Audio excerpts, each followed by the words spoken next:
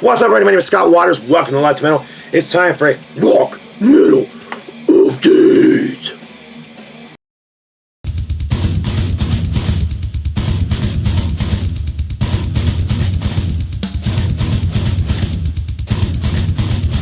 That's right, time for Rock Metal Updates. Please excuse my crackly voice. I'm struggling a little bit due to allergies and all that kind of fun stuff. So if I cough or my voice runs out, is what it is. Alright, so all 12-inch vinyl. A real big mixture of styles here. A bunch of Japanese pressings, as you probably saw from my last few videos, which were last year. But I was just kind of on a Japanese vinyl kick, and I'm still on that kick. I'm also still on a big 7-inch vinyl kick, so I'm going to be doing another 7-inch vinyl update as well. But for now, let's just do the 12-inch one. Get right into this one. Alcatraz. If you don't know who Alcatraz is, I'd be shocked, but if you're into metal at all, I'm sure you know who Alcatraz is. But features, of course, Graham Bonnet on vocals, who formerly had been with Rainbow. This version of Alcatraz features Yngwie Malmsteen, and this is just a fantastic live album. I saw these guys live back in the day. They played at Six Flags Great Adventure in New Jersey twice in one day. Went to both shows. Ted Nugent was the main headliner. Alcatraz was opening up. But you can see there's the set list in case you're curious. They do All Night Long from Rainbow. And they also do, let's see here, Too Young to Die, Too Drunk to Live, Hiroshima, Night Games, Island in the Sun, Kree Nakori, Coming Back, Since You've Been Gone, Evil Eye, which is a Malmsteen track, which ended up making it onto the first Rising Force album, and then All Night Long, of course, which was the Rainbow track. Great album if you're into Rainbow. I've actually had this US pressing of this forever, but I ran across this Japanese pressing for under 20 bucks actually. So I pounced on it because, like I said, I've just been in this Japanese vinyl kick. They just sound so good, and they have all the nice little extras, and they're always so clean. And I don't usually buy them unless they have the obi strips, so I'm always making sure they have the obi strip, or I just don't purchase them. There are some Japanese pressings that don't have obi strips, but most of them do. All right, next up, you're going to be like, don't you already have that? This is Aerosmith, Draw the Line, 1978, or 77 actually. The tour was 78. But this is one of two different Japanese pressings that I know that are out there. I have the one with the obi strip that comes down the side here in gold, but this is a second pressing with an obi strip that runs across the top.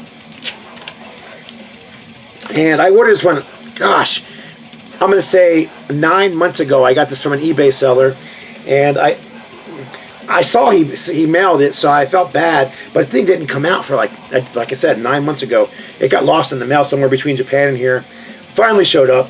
The seller was so nice. He kept offering to give my money back, but I didn't take it because it really wasn't that expensive.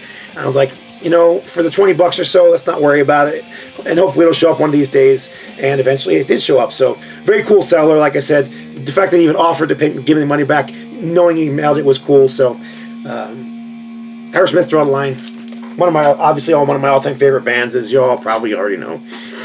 All right, so this, like I said, this thing's all over the place musically. So let's see what we got next. A couple kind of proggy albums. Got some hard rock, more Japanese. Oh, jeez. This is a brand new album from Edwin and Grie Vanderloo. And of course, if you know anything about Edwin, he is the main guy behind Osric Tentacles, the guitar player. And this is just fantastic, progressive, I don't know, rock, whatever you want to call it. If you like Osric Tentacles, you're probably going to like this. Really, really great band. All instrumental, as most Osric Tentacles are. And I just love Edwin stuff. So anything he puts out, I jumped on immediately. This is actually my second copy of this. Picked them up from Amazon, and unfortunately, both of them were warped. So they're playable, but they must be warped from the manufacturer, because every copy I've seen of the black vinyl is slightly warped. Big bummer. But like I said, not unplayable, so it is what it is. May even flatten out over time. It's sitting on my shelves with all the weight. But there you go, brand new 2023 release from Edwin. Oh, it's titled Tumbling Through the Floativerse. Tumbling Through the Floativerse. Very strange band. All right, everybody probably knows this guy. This is Steve Marriott, of course, guitar player from Humble Pie. I believe this was his first solo album. Instead of a side A and a side B, it's got a side United States and a side UK, I believe it is. Let's see if it's probably on here. British side and British band, and then you've got American side and American band. So pretty cool. I've always liked this album. I actually didn't know about this thing until probably about 10 years ago or more, maybe even longer than that. My buddy Trog, I'm sure you've seen him on my channel before, a huge Steve Marriott fan, and he turned me onto this album. And I've had it on CD for years, but I finally found a decent priced and decent cover. They're always so dirty. It has such bad ringware. This one's not bad at all. So Steve Marriott, Humble Pie. Of course, Peter Frampton also came out of Humble Pie. So another solo project. This is Anthony Phillips. This is Sides. I've had this album since I was a kid. Had this on vinyl. Sold it in 1990 when I sold my original collection, and just recently purchased this back for a decent price. So Anthony Phillips, of course, used to play in Genesis, and this is very proggy. It's not even hard rock. It's just prog rock. But really good stuff. If you're into Genesis, you might dig this. Anthony Phillips, Sides, from, it's got to be like 1978, 79, something in that area. Where is it? 79. 79 Passport Records. All right, what's next? Let's see here. Some thrash. Let's go with more prog. Let's finish up the prog. Or art rock, whatever you want to call it. This is Tencc, another UK band. These guys were huge back in the day, and they just, with every album, they had more and more hits. This is called Sheet Music. I believe this was their third album. But it did feature one hit on here, I believe, maybe even two. But the Wall Street Shuffle was on here, which was a hit for them. At least it was a hit for them in Europe, not necessarily in the United States. They did have some United States hits too, but this is, I think, a reissue. It's called the Priceless, Original Recording Priceless Series. And I've been searching for a really good copy of this, and this thing is super duper clean. Person sent it in a poly sleeve. I mean, it's like pristine, like someone's never been played, but it's got a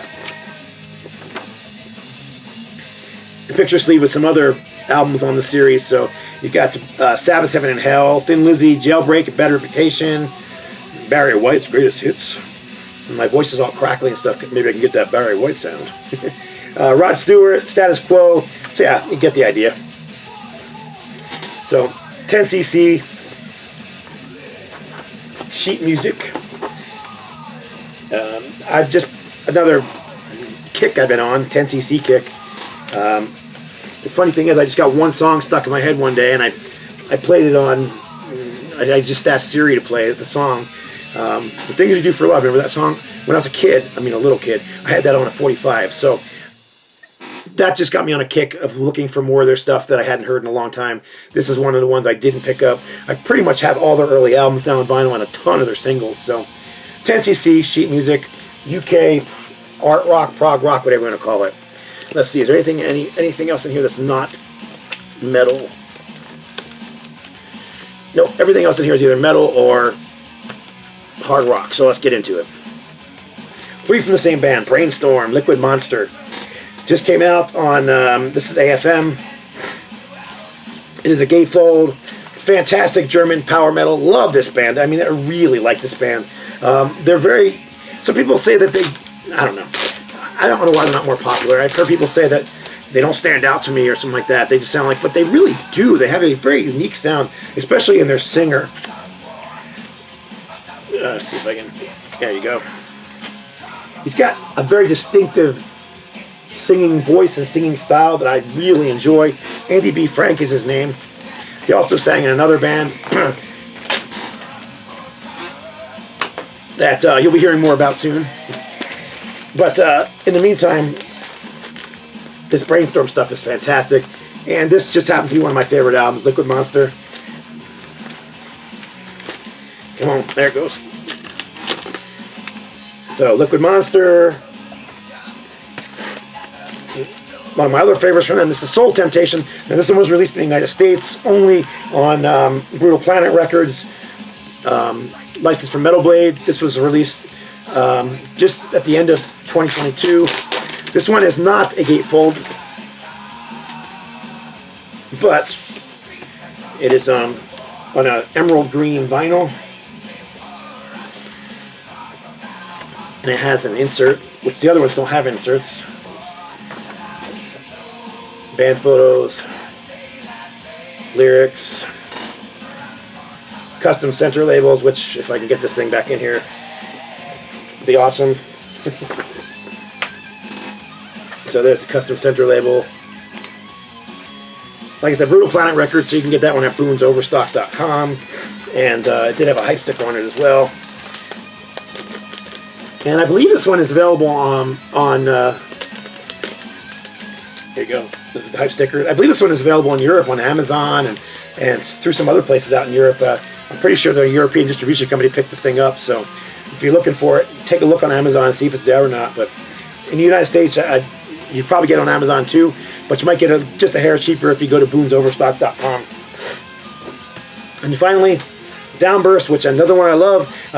If I had to choose of the three, I would probably go Liquid Monster and Soul Temptation before this one. But again, I like any of Brainstorm stuff. Just great power metal. You tend to think of power metal, you tend to think of like all double bass all the time. You know, over the top Dungeons and Dragons type vocal lyrics. It's not necessarily the case here. I mean, it's definitely power metal. It's kind of, I don't know, if you like bands like Metal Church, you're probably Reverend, that kind of thing, you're probably going to like Brainstorm too. That's kind of the vibe it has, you know. Really well done. Great recording. Killer guitars, killer guitar solos, and awesome vocals, as I said. All right. A couple thrash albums. This is a recent reissue with a Japanese Obi strip of the very first Dark Angel album, EP, whatever you want to call it. I think it had like 7 songs. To me, that's a full length, but some people would call it an EP. Regardless, original independent release cover. Of course, there's been more than one cover of this thing. It was released in Europe. I think it was released on. I don't remember what label it was on. Anyhow, the first time was released with the big orange and red Dark Angel wings in Europe. Was it Axe Killer Records? I think it was Axe Killer Records out of France. But that was an official release too, and the band released it to them, and then they used that money to put out their own version in the United States, which was this one. But it has since been reissued, and this is on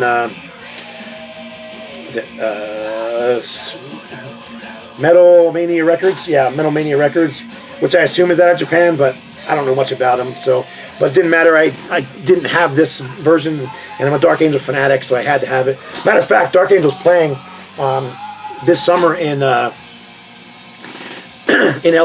and they were playing on a Friday night, and the show sold out like in 2 days. So they set a second show on Saturday at the same club, sold out. So now they have a third night at the same club on Sunday. I don't know if it's sold out yet, but it might be soon. But I'm going out there for that Friday night show, that very first show. So I'm really looking forward to seeing Dark Angel live because it's been a long time. Gene Hoglan's just a monster on drums. The whole band's just spectacular. All right, Angelus Apartita. Just one that I was missing from the collection. Underrated thrash, but this is an older album. Let's see if there's a date on here. Listenable Records. I don't remember the date on this one at all.